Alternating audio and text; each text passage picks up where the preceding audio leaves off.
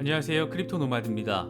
비트코인이 58,000달러를 터치하며 후퇴하는 모습을 보이자 또다시 공포감이 조성되고 있는 모습입니다. 시즌 종료됐다, 추가 폭락 불가피하다, 이런 이야기들이 기다렸다는 듯이 여기저기서 스멀스멀 퍼져나오고 있는 것 같습니다. 하루 이틀 단기적인 모습만 놓고 보면 일종의 공포감이 느껴져도 이상하지는 않은 그런 상황입니다.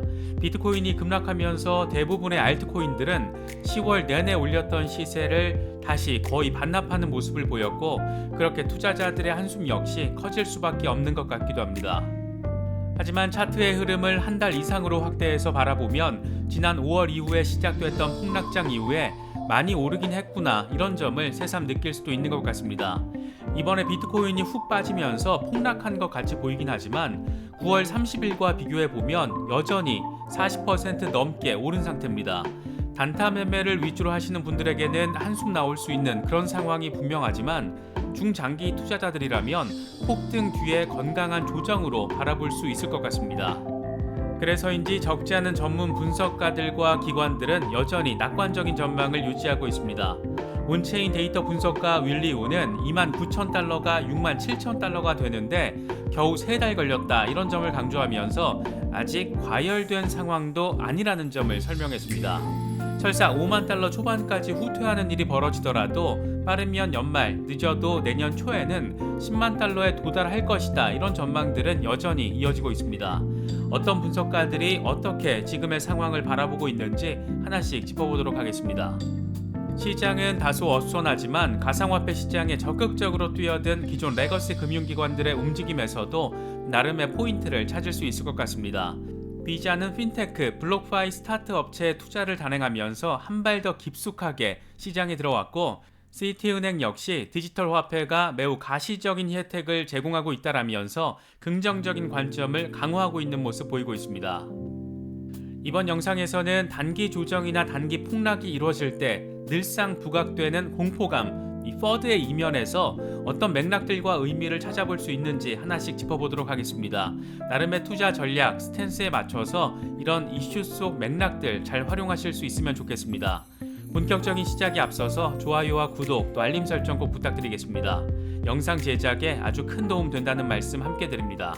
그럼 시작하겠습니다. 10월 28일 오후 비트코인은 다시 59,000달러대를 회복하면서 방향성을 설정하려고 노력하는 모습을 보이고 있습니다.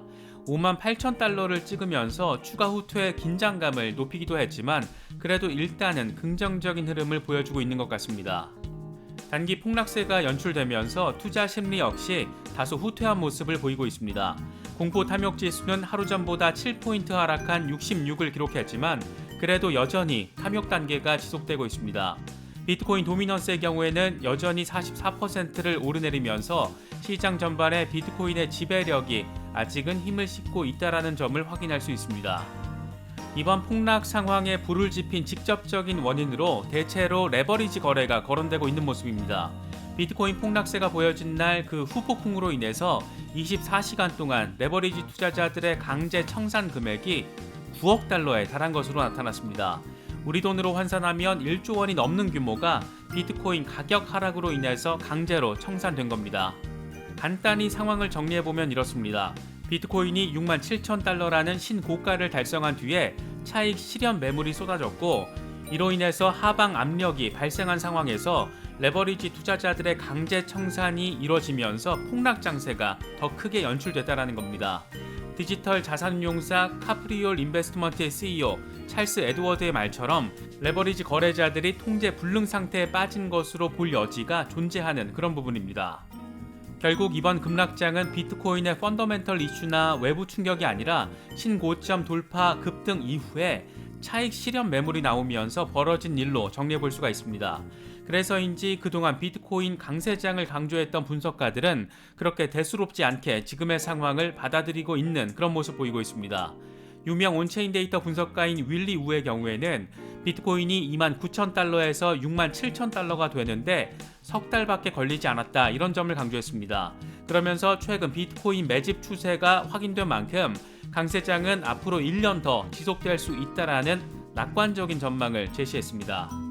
데일리 호들 보도 내용을 보면 윌리 우는 최근 인터뷰에서 장기 비트코인 보유자가 이전의 강세 사이클보다 훨씬 더 부유하다.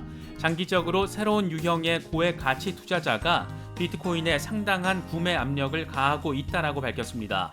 그러면서 지난해 4분기부터 비트코인 장기 보유자의 마지막 세대가 비트코인을 매도하기 시작했고 그 자리를 대신해서 패밀리 오피스와 한 번에 100만 달러 수준을 매수하는 고액 자산가들이 지속적으로 매수하고 있다라고 설명했습니다.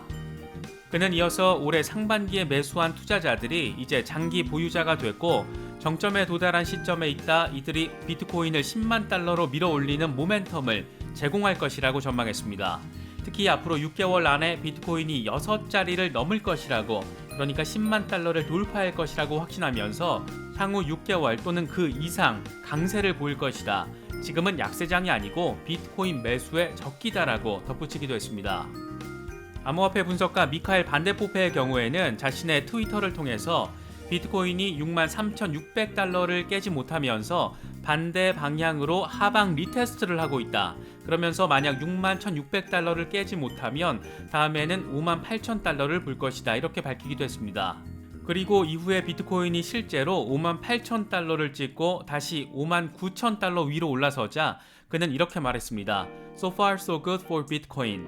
적어도 이 유명한 분석가의 눈에 보기에는 잘 흘러가고 있다는 겁니다. 비트코인이 주목할 일정은 10월 29일 옵션 만기일로 어느 정도의 변동성을 예상하고 또 대비가 필요한 그런 날이라고 할 수가 있습니다. 32억 달러 넘는 5만 1000개 옵션 계약이 10월 29일 만기를 앞두고 있습니다. 이와 관련해서 바이비트는 이번 주 옵션 만기를 앞두고 비트코인 추세 반전이 곧 발생할 가능성이 있다라고 진단했습니다.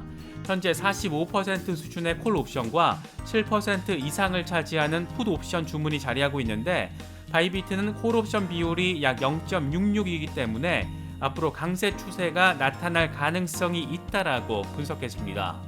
상황이 어떻게 될지 예단하긴 어렵지만 이 같은 전망들에 근거하고 있는 데이터들의 흐름은 잘 관찰해 볼 필요가 있을 것 같습니다. 이번 비트코인 폭락장을 기회의 장으로 적극적으로 활용한 곳도 있습니다. 바로 비트코인을 법정화폐로 도입한 엘살바도르입니다. 나이프 부켈레 대통령은 자신의 트위터를 통해서 지금 막 비트코인 420개를 바이 더 딥했다 이렇게 밝혔습니다. 그러면서 오래 기다렸지만 기다린 보람이 있다. 우리는 이미 비트코인 보유로 이익을 보고 있다라고 자랑하기도 했습니다. 이에 대해서 비트코인의 인생을 건 남자 마이클 세일러는 비트코인을 사는 것은 언제 사도 좋은 것이다. 이렇게 댓글을 달면서 주거니 받거니 비트코인 맥시멀리스트 다운 모습을 보였습니다. 이번에 엘살바도르가 추가 줍줍을 하면서 엘살바도르의 비트코인 총 보유량은 1120개로 늘어났습니다. 미국에서조차 비트코인 ETF 상품이 출시되면서 비트코인 ETF 상품군이 더 다양화되는 모습을 보이고 있습니다. 이번에는 호주에서 암호화폐 채굴 기업에 투자하는 ETF가 출시돼서 주목받고 있습니다. 블룸버그 보도 내용을 보면 암호화폐 펀드 코스모스가 호주에서 암호화폐 채굴과 인프라 기업에 투자하는 ETF를 출시했습니다. 이 ETF 상품은 마라톤 디지털 홀딩스와 라이어 블록체인, 또 하이브 블록체인 테크놀로지 등 이름 들으면 알만한 채굴 기업들에게 투자를 하게 됩니다. 코스모스는 비트코인 현물 ETF 출시와 관련해서도 호주 규제 당국 또 거래소와 논의하고 있다라고 밝히면서 비트코인 현물 ETF 출시 가능성도 함께 언급했습니다. 리플 XRP의 경우에는 이번에 비트코인 급락으로 인해서 10% 정도 시세를 반납하면서 장중 한때 심리적 지지선인 1달러가 무너지는 모습을 보이기도 했습니다. 이에 따라서 시가총액 역시 500억 달러 밑으로 내려가면서 현재 480억 달러 수준으로 전체 시총 랭킹은 7위에 자리하고 있습니다. 리플 시세와 관련해서 코인텔레그래프의 기고가 라케쉬 우페드히에는 XRP 가격이 1달러 지지선 아래에서 마감하면 0.88달러에서 0.85달러의 강력한 지지대까지 가격을 끌어내릴 수 있는 약세 디센딩 트라이앵글 패턴이 완성된다. 이 영역이 하락을 막지 못하면 XRP는 0.77달러 패턴 목표까지 하락세가 지속될 수 있다라고 분석했습니다. 다만 황소 세력이 XRP 가격을 하락 추세선 위로 밀어붙이고 이걸 유지할 경우에는 부정적인 전망은 무효화될 것이고 1.24달러까지 상승할 수 있는 길을 열어줄 수 있다라고 전망했습니다. 미국에서는 암호화폐 산업 규제권을 놓고 SEC와 CFTC의 힘겨루기가 본격화하는 양상을 보이고 있습니다. 미국 상품선물거래위원회 CFTC 위원장 권한대행인 로스틴 베남은 의회 인사청문회에 출석해서 암호화폐 시장에 대한 적극적인 관리 감독을 계속할 계획이라면서 규제 강화 필요성에 대한 부분을 재차 강조했습니다. 그는 CFTC가 2개 암호화폐 기업에 대해서 1억 4천만 달러 벌금을 부과했다. 이건 빙산의 일각이다. 이렇게 강조하면서 지속적인 추가 규제에 대한 입장을 밝혔습니다. 그는 규제권 밥그릇 다툼이라는 비판을 의식한 듯 게리 겐슬러 위원장과는 좋은 관계를 맺고 있고 두 기관은 암호화폐 관련 문제의 팀으로 활동하고 있다라고 말했습니다. 그러면서 의회가 암호화폐 시장의 급격한 성장, 규모, 소비자 위험과 금융 안정성 등을 고려해서 CFTC의 현물 시장 감시 권한을 확대해야 한다라고 촉구했습니다. 명확한 규제 기준 설정을 통한 규제 강화는 분명히 긍정적인 부분이지만 업계 입장에서는 이거 시어머니 2명 모셔야 하는 상황이 강화될 수도 있는 그런 상황이어서 규제권에 대한 교통정리 이슈는 한동안 계속될 것으로 생각해 볼 수 있을 것 같습니다. 이런 가운데 미국 SEC는 레버리지 비트코인 ETF에 대한 승인 요청을 하지 말라고 자산운용사 발키리에 요구한 것으로 보도됐습니다. 자산운용사 발키리가 비트코인 가격을 1.25배 부풀린 형태의 ETF를 만들기로 하고 SEC의 승인을 요청했는데 SEC가 이 요청 철회해 이렇게 요구를 한 겁니다. 외신 보도 내용을 보면 SEC는 최근 거래를 시작한 것과 같은 통상의 비트코인 선물 기반 ETF로 상품을 한정하고 비트코인 관련 신상품도 제한하고 싶어 하는 것으로 나타났습니다. 사실 이번 이슈는 개인적으로는 발키리의 과욕으로 인한 똥볼이라고 바라보고 있습니다. 안 그래도 비트코인 변동성 이슈, 레버리지 거래에 대한 부정적인 관점 등이 이 시장 안팎의 문제점으로 거론되고 있는데 여기서 돈을 좀 더 어떻게 더 벌어보겠다고 덥석 레버리지 ETF까지 출시하겠다라는 것은 시장 상황에 대한 면밀한 고려보다는 SEC를 떠보면서 돈 좀 더 벌어보겠다 이런 욕망이 우선시 된 것으로 해석되기 때문입니다. 특히 1.5배 이 숫자만 보더라도 나름 잔머리를 굴린 부분을 생각해 볼 수 있을 것 같습니다. 시장을 성장시키는 기업과 시장을 교란시킬 수 있는 기업에 대한 가지치기가 필요하다는 점 이런 것을 보여준 게 아닐까 생각되기도 합니다. 요즘 인플레이션 우려는 이제 우려라기보다는 현실화되고 있어서 걱정을 더 키우고 있습니다. 이런 상황에서 글로벌 인플레이션과 금융 불안이 내년에는 더 극심해질 것이다. 이 같은 분석이 나왔습니다.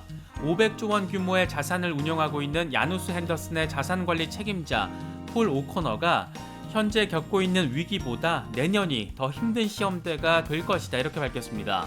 그는 서플라이 체인 이슈로 전 세계가 심각한 인플레이션 위기를 겪고 있는 가운데 서비스 부문의 인력 부족으로 인한 임금 상승, 이로 인해 파생될 중앙은행들의 정책 변화 이런 것들이 내년을 더 힘들게 만들 것이다 이렇게 말했습니다. 그러면서 현재 겪고 있는 병목 현상은 일종의 리허설이다.